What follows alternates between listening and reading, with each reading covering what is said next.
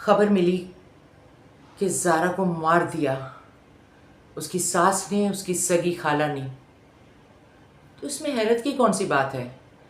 حوا کی بیٹیاں تو قتل ہوتی آئی ہیں۔ ابھی کچھ ہی عرصہ پہلے ثانیہ زہرا کو بھی تو مار دیا گیا تھا، اور پھر اس کی لاش کو پنکھے سے لٹکا کر خودکشی کا رنگ دینے کی کوشش کی گئی تھی۔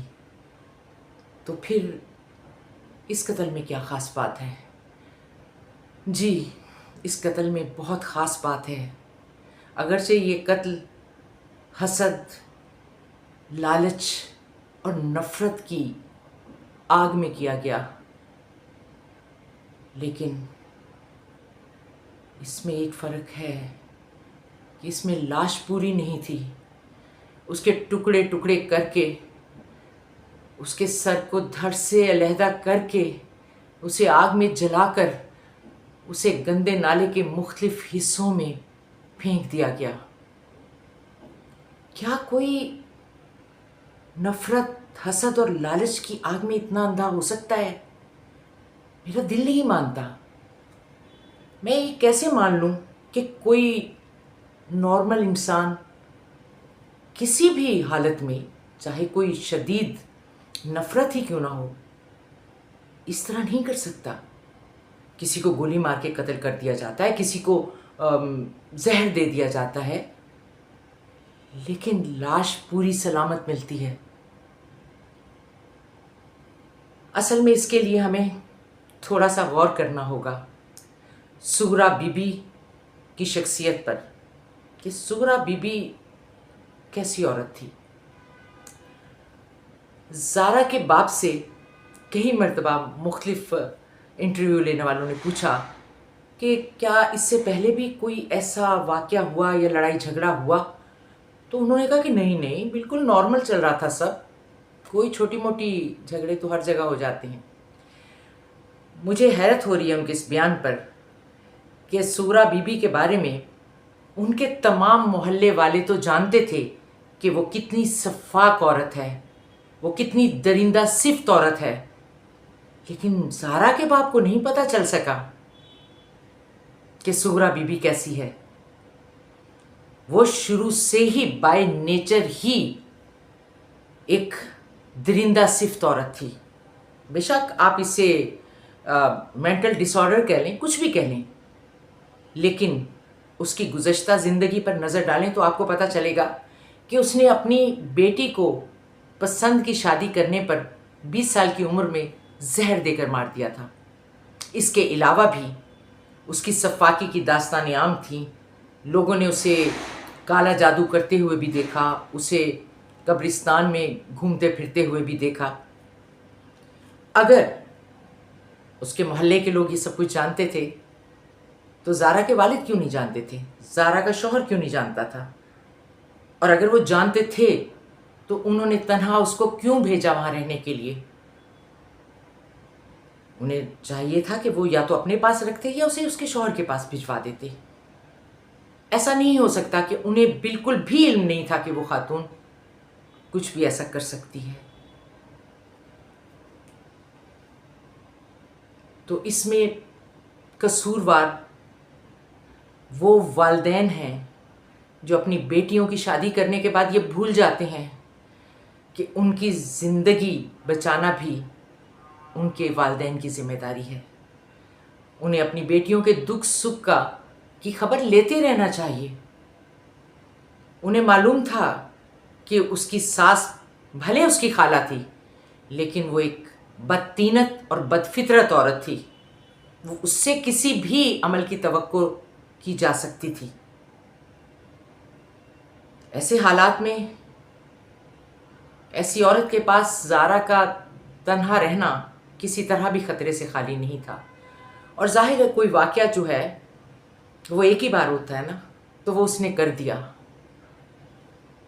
اور ظاہر ہے بے شک اس کی وجہ لالچ تھا، ہوس تھی اور حسد تھا، نفرت تھی۔ اور ظاہر ہے جو بظاہر سامنے وجہ نظر آ رہی ہے وہ یہی تھی کہ ایک بیٹا تھا اور بیٹیاں 5-6 تھیں۔ تو وہ پھر تقسیم محبت کی برداشت نہیں کر پا رہی تھی کہ بیٹا بیوی سے محبت کیوں کرتا ہے، اسے پیسے کیوں بھیجتا ہے۔ لیکن ایسا تو اکثر گھروں میں ہوتا ہے، اکثر ساسیں جو ہیں جیلس فیل کرنے لگتی ہیں جب ان کے بیٹے بہوؤں کے ساتھ اچھا سلوک کرتے ہیں تو، لیکن اس طرح تو کوئی نہیں کرتا۔ اگر اسے محض درندگی بھی کہہ لیا جائے تب بھی یہ ذہن نہیں مانتا کہ یہ محض درندگی ہے۔ وہ عورت شروع سے ہی کسی ایسے مینٹل ڈس آرڈر کا شکار تھی جس میں وہ کسی کو خوش دیکھ ہی نہیں پاتی تھی۔ لیکن مجھے دکھ اس بات کا ہے کہ اس کی اولاد، اس کی بیٹیاں بھی اس کام میں اس کے ساتھ شریک ہو گئیں۔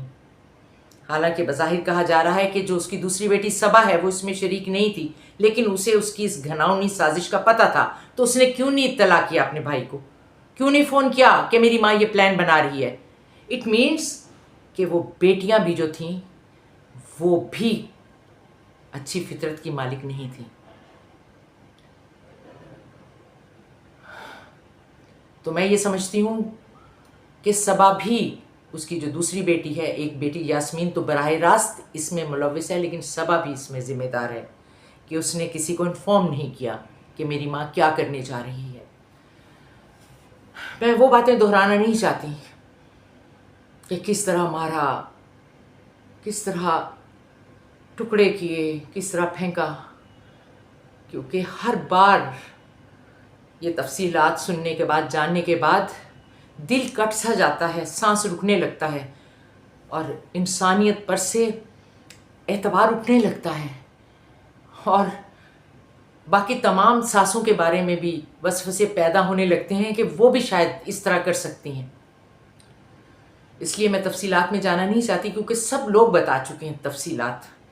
اب صرف دیکھنا یہ ہے کہ کیا اس عورت کو سزا ملتی ہے یا نہیں۔ سزا تو اس کی عبرتناک ہونی چاہیے، اسے سر عام لٹکانا چاہیے، اور جس طرح وہ یہ سب کچھ کرنے کے بعد بھی مطمئن اور مضبوط نظر آ رہی تھی، میں سمجھتی ہوں وہ انسان کہلانے کی حقدار ہی نہیں ہے۔ اس کو تو صرف ڈائن کہہ کر پکارنا چاہیے، اس کا نام نہیں لینا چاہیے۔ اب یہ زارا کے والد پر ہے کہ وہ اس کیس کو لے کر آگے تک جائے۔ اس کے شوہر کو چاہیے، وہ شوہر جو اپنی بیوی سے، زارا سے بے پناہ محبت کرتا تھا، جس کا ایک معصوم بیٹا یہ سب کچھ دیکھتا رہا جب اس کے ساتھ، اس کی ماں کے ساتھ یہ درندگی ہو رہی تھی، اور ایک بچہ جو شاید ایک آدھ ماہ کے بعد اس دنیا میں آنے والا تھا، اس کا بھی خون کر دیا۔ 2 لوگوں کی قاتل ہے یہ عورت۔ ہمارے ہاں بعض اوقات سزائے موت کا بھی اعلان کر دیا جاتا ہے، لیکن اس پر عمل درآمد بہت مشکل سے ہوتا ہے۔ آپ نے دیکھا نہیں تھا نور مقدم کا قتل ہوا، اور وہ جعفر گروپ آف انڈسٹریز کا جو مالک ہے، اس کا بیٹا جعفر، ظاہر جعفر، اس کو سزائے موت ہوئی، لیکن آج تک پھانسی نہیں دی گئی کیونکہ وہ بہت امیر لوگ ہیں۔ لیکن یہاں تو میرا خیال ہے ایسا کچھ نہیں ہے۔ زارا کے شوہر اور والد کو اس کے منطقی انجام تک اس عورت کو پہنچانا چاہیے۔ مجھے پتا ہے ہمارے ہاں انصاف کا اصول بہت مشکل ہے۔ انہوں نے بھی بہت سفارشیں لڑا کر کسی اور علاقے کی پولیس کو بلوایا تھا، مقامی پولیس نے تو کوئی ایکشن ہی نہیں لیا، ماں بیٹی کو چھوڑ دیا تھا۔ لیکن بہرحال جہاں کی پولیس کو بھی انوالو کریں، سفارش لڑائیں، کچھ کریں، لیکن پاکستان کے عوام یہ جو ڈائن عورت ہے اس کا انجام دیکھنا چاہتی ہیں، اس کا عبرتناک انجام۔ اگرچہ اس انجام کے بعد زارا کی موت کا دکھ کم نہیں ہو سکتا، اس کا والد اور اس کا شوہر جنہوں نے وہ ٹکڑے اپنے ہاتھوں سے دفن کیے ہیں، اپنی آخری سانس تک اس دکھ کو نہیں بھول سکتے۔ لیکن پھر بھی پاکستان کے عوام کو تھوڑا سا اطمینان ضرور ہوگا جب اس عورت کو اس کے انجام تک پہنچایا جائے گا۔ اب ہمیں انتظار ہے اس عورت کے انجام کا اور انصاف کا۔ دیکھتے ہیں انصاف کب ملتا ہے۔